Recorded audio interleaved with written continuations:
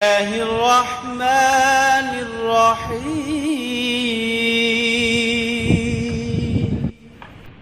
আসমায়ে হুসনার ফজিলত। হযরত আবু হুরায়রা রাহমাতুল্লাহি আলাইহি বলেন, নবী করিম সাল্লাল্লাহু আলাইহি ওয়াসাল্লাম ইরশাদ করেছেন, আল্লাহ তাআলার ৯৯টি নাম রয়েছে, যে তা মুখস্থ করবে সে বেহেশতে প্রবেশ করবে। এ হাদিসের অন্যত্র এরূপ আছে, যে ব্যক্তি এই নামগুলো মুখস্থ করে নেবে সে নিশ্চয়ই বেহেশতে প্রবেশ করবে।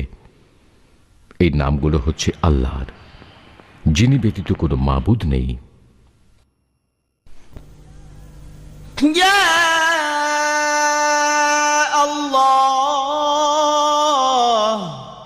যে ব্যক্তি আব্বু, দৈনিক তুমি কি ১০০ করতাছো? বার আল্লাহ নামটি জিকির করবে, আল্লাহ পাক